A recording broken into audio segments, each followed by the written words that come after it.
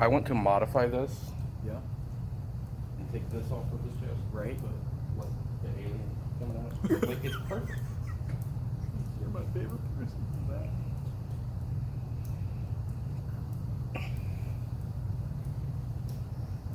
If he stayed in Shazam form, the alien could never get out. Right? Sure couldn't. That would suck. Wouldn't that be amazing if a facehugger got on Superman and it died trying to get out because it just, and you just think, go, What the hell was that? Ooh, indigent. Gas. sorry. But then would he get an infection from the rotting corpse of the alien? Or would his body? Absorb it. Ugh.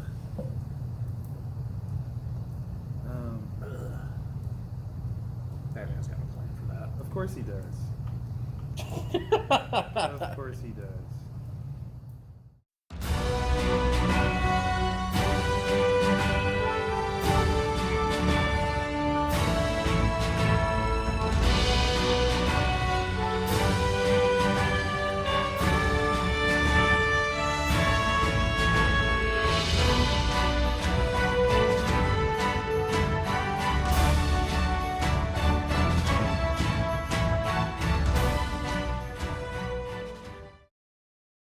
Hello, welcome to a brand new episode of Black, White, and Red All Over. I'm Victor Dandridge, the hardest working man in comics. I'm Ryan Seymour, owner of Comic Town, and we have new, real, honest-to-goodness books. Yes, we do, because we're back in the shop, ladies and gentlemen. This is so awesome. I missed you guys. It's been forever. We've had some great conversations over Zoom with some great people. Very true. But new books. This is what it's all about. Black, White, and Red All Over. We are back, baby. All right, so in terms of the Great Return, It was a return. it was a return. It was maybe not so great. It was a good return. It was decent. It was decent. It's Got a the Tuesday. job done. It's a Tuesday return. Yeah. So with that in mind, we've got two the same on the honorable mentions. Where do you want to start? Yeah. That's a tough because we have like mythic action Yes, we do. in Justice League, and then we've got I don't even know. Okay, because you don't know and I don't know, I say we start there. Okay. The Ludocrats. Ludocrats. Aristocrat. I don't. Right. Like Aristocats. Aristocrats. Okay, here's the creative team on this one. It can't miss. Like, right? So we've got Kieran Gillen, Jim Rossignol, Jeff Stokely, Tamara Bonvillain. We love her. We love her. Clayton Cowles, Fernando Argula. Like, there's everyone in this thing. Yeah. It's Image Comics. Can't win. I like it. There's no way it can lose. This has got to be. I didn't understand what the crap I was reading. Okay? I feel like this book was made on a drunken dare. It was so. This was more confusing than the time in high school where I got caught trying to find Sasquatch while sneaking into a park hopped up on acid. I agree with that. I agree with that wholeheartedly. And that made more sense than this. Like I don't like. I mean, okay, so conceptually, this is supposed to be strange and unusual, which they accomplished. Nailed it. Absolutely. There's a whole strange world here. I mean, literally the first page, no, the inside cover, kind of does it. It says, "We tried to imagine a better world. We failed. Instead, we did this." Okay, that kind of. All right. And then that splash page definitely kind of lets you know that you're in for some stuff. Yep. Some stuff. Yep, you even see the back of it. Yeah, you can. Yeah, you can. And Grizzly. then the front on the other side. It's Grizzly. Oh There's a my lot of God. action here. It's like a decapitated Squidward. You're not wrong. That's not wrong at all. So yeah, it's kind of weird. And if you were, I don't know. Okay, what's the audience here? Who's the target that says, "Oh, you want to know what comics can do? Let me show you the Ludocrats." Who is that? Is it? It is a mature reader. Yes. So definitely your grandparents. Show them this book because they'll totally. No, they won't. They won't. A fan of avant-garde, postmodern, absurdist. maybe like if Adventure Time was on Liquid Television on MTV, but with like an Adult Swim angle. Yeah. There you go. That's maybe. I don't know if I liked it. I think the art is beautiful. Yeah. Art is absolutely beautiful. The story is borderline incomprehensible, but I think that was the point. Yeah. But Stokely kills it on the Like, art. Tremendously. It's like an anime dream. It should come with cereal. Yeah. Like, it's so good. But beyond that, I don't know. You know who I'm most worried about in the creation of this? The editor. The person that's supposed to be like... How did they refine this? Like, what was the original... Right? Like, how do you look at this and go, I can make this better? And this is what happened. I don't know. Maybe that was their statement, actually, at the beginning. It was the editor, wasn't he? I tried to imagine a better book. And I failed.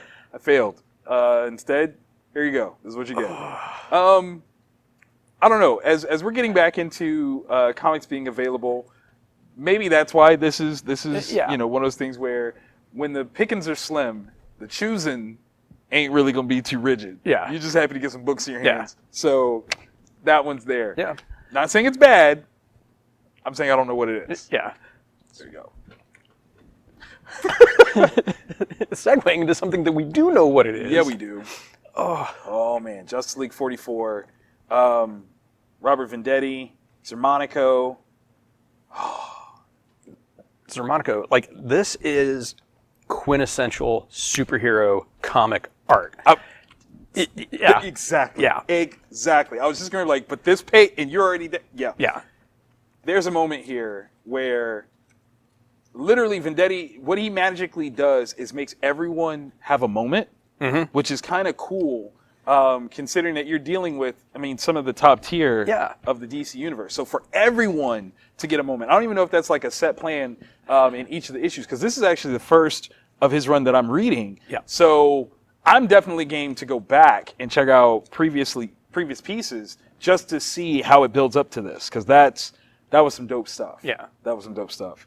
That person as an antagonist, that's Right. problematic. Because you've got giant monsters. Yeah. You'll figure that out if you look at the first page. Right. And with the Justice League trying to do what they do best and like punch monsters in the face to try Right. to keep everything on the down low and whatnot. And then you get to the end, and I'm like, what's going on? Because there's something that you see very Yes, and very then subtle. That final page, don't flip, Yeah, no. because then Earn it. You have to earn it. That's so important. dang, Yeah. dang. Yeah. Let me ask you this question. Yep. Going toe to toe, who stands a chance? If you go one person against that person, who stands a chance? Nobody in that book. I got one. I only think Wonder Woman stands a chance. She's the only one that I think has any sort of possible means of holding her own. Is this the moment where Batman doesn't have a plan? Or no, what happens is Batman makes a declaration of belief and it just wanes the whole. He's like, "Yeah, no, I don't believe." And you're like, "No, but I'm the." I'm Batman. Of what? Of what though? Yeah, I don't believe in those. I don't believe. It just works. Oh my God, I would laugh so hard if the punch is like, "Yes!" and it just phases right through. It's like, he doesn't believe. What do I do? What do I do? I'm going to write that story now. That's exactly how you beat that person. You're not real. You're just a ghost. No, I'm more than that. Forget you. I am amazing. All right, so going to the acrylic. Yes. We've got two that are the same. Jace. One that's different. Jace. Where do you want to begin? See, you went with some Zenescope. I did. Which might, aside from conspiracy, Yeah. we haven't done much Zenescope. That's true. That's true. So I jumped in with Belle number 6, which is the end of this series. Now, I'm going in totally blind, like 100% blind. I'd never read this before. Again, this is one of those situations where when there aren't that many books, you try stuff that you don't normally try. And I think that's a good thing sometimes. I mean, obviously it's making it to the acrylic for a reason for me. All right, so let's see. Creative team. We've got Dave Franchini as the writer. artwork, Alicio Mariani. Now, this is an interesting thing for me. Dave is both the writer and the editor. I think that's very interesting to see that listed. Yeah. I mean, I write books the same way, but I would never say that, only because I don't want nobody to be like, so you edited yourself? Your editor sucks. Right. Like, it's like, oh. It's also me, though, but okay. But no, this was an interesting read. So, okay, knowing that Zenescope really kind of tackles female-centric iterations of fairy tale characters, it took me a minute to realize that this is like Belle, like Beauty and the Beast Belle. But it's super sci-fi, fun sort of, very MCU-esque kind of setup here. And the end result of this big battle is kind of fun. It's kind of fun. You got all the tropes. You've got the flower, you've got the curse, you've got beasts. It's good stuff. It's actually really fun. I enjoyed it. I don't like. It's one of those things where I'd be remiss if I were to like not acknowledge that if this was a stacked week, I probably would have missed this. But luckily, I got a chance to enjoy something different, and I was glad that I did. So definitely give that a shout and give it a try. See if you like it. Yeah, similar sort of situation with me. Year 0 from AWA Upshot. We got Benjamin Parisi, Ramon Rosanas, and Lee Luffridge on the skill sets. Nice. It is several, like the Mike Deodato variant cover. Okay. Like really kind of pulled me in. Sets a bar. And I'm like, okay, so is it what kind of things going on with this story? Oh, that's a very bright interior versus that cover. Right? Yeah. I mean, it starts off, and I'm like, okay, it's very potentially perky. Right. And it is several different characters. Okay. There's a research scientist for studying, a climatologist. Okay. We'll say that. Is that a real word? I think you just made that one I up. may have just made it up. Okay. I'm with it though. We've got a kid in Mexico City during the Dia de los Muertos. We have a hitman in Japan. Oh. And then we've got some U.S. military people in Kabul. And then our last of the characters added in is a doomsday prepper somewhere in Minnesota. Oh. And and each story there's about 2 or 3 pages of exposition for each one. Then it keeps kind of going between them all. And I'm trying to figure out what's going on. But there is some, once you look at the cover, doesn't take much to piece together. There's some kind of apocalypse, some form of zombie-ish kind of thing. Got you. And it is each of them. I don't know if in the future they're all going to be actually intertwined. Got you. Or if it's just going to be kind of like the novel World War Z, where it was several different people's. And it's really, really cool how it's done. Nice. I do like that wraparound cover. Oh yeah, it's gruesome where it needs to be, but it's done in a way. A lot of it's off camera, and you're only kind of seeing the results of it. Yeah. Which is kind of even worse. Those are way better when that happens. Yeah. So really, the art is amazing. It moves the story ahead. That seems like such a mistake to find. And if you find that, put it back. Yeah, just don't. It's 2020. I mean, come on. But my personal favorite. Yeah. Oh, snap. That's the person. What? Really? Yeah. Because what better way to be able to do that kind of research if you had. Very true. So. Very true. Very, very cool. It's a 5-issue miniseries. That's a fun twist. Yeah. Because I'm like, wait a minute. Why would you? Oh, right. Damn it, man. That's good stuff. All right. Can we go Star Wars? See. Yes. Star Wars Adventures. Dun dun dun. IDW takes this one, which I think is so very interesting. So obviously Disney owns Star Wars, they own Marvel, but when they go for all ages specific friendly material, they kind of chef it out to IDW. So this is the Clone Wars Battle Tales, and this one I got excited because Michael Morsai, I know on Facebook, like I know of this guy. We're friends on Facebook, which is awesome. Yeah. But he's the writer. We've got Derek Charm as the artist for a few pages. Then we got Ariana Florine and Mario Del Peñino. I think I said that right. I'm hoping I did. Yeah, and the art, I mean, it's consistent through. Yeah, So there's not a drop off. There's not a moment where you're like, It's really, really, and it really conveys that vibe of the animated series. Yes, it does. I really dig it. Yeah, I think that there's like a cool way that it does flip in terms of time.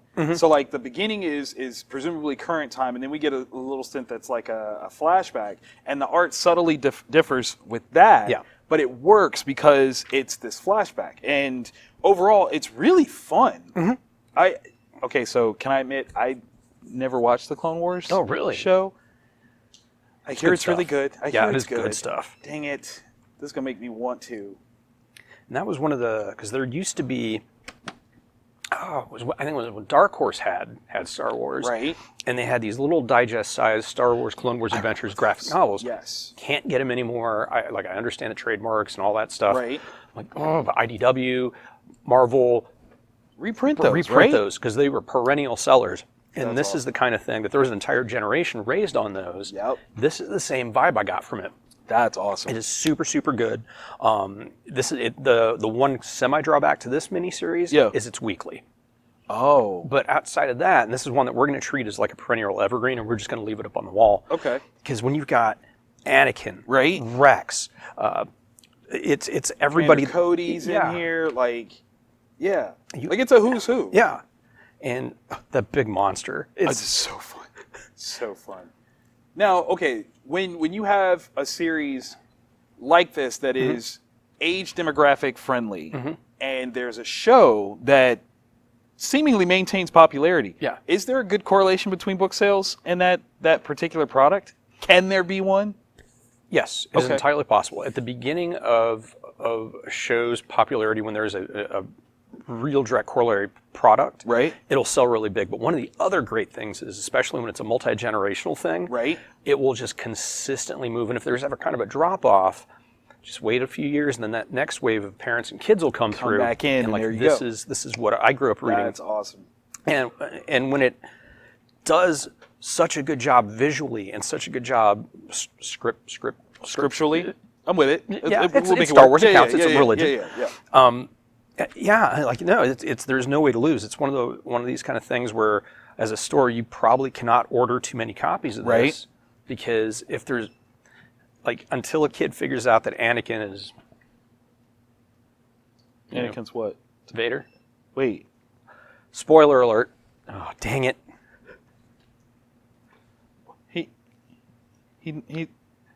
He's the choke. So DC's Unkillables. Yeah. Let's. I'm just teasing. I know all about Star Wars. Live long and prosper. Somebody's like not registering that I'm teasing. They're like, that's not right. That's rage quit the show. Don't do that. Please don't do that. DCeased Unkillables, number 3 of 3. Tom Taylor. What's the artist's name other than God? Because this is so amazing. Yeah. Carl Monster is a monster, more like it. Yeah. Freaking dope. All right, so I had read 1 and 2, and getting to this point, which is it double sized? It feels a little. It feels a little the thick. size double. Yes. Yeah. I already loved the DCeased storyline. Yeah. This right here, it's okay. When you can make me revert back to 10-year-old Victor, and you get that oh snap moment, if you can do that, you've got me. Yeah. That's why I still read comics to this day. Which one? I mean, I know, right? Like there were so many.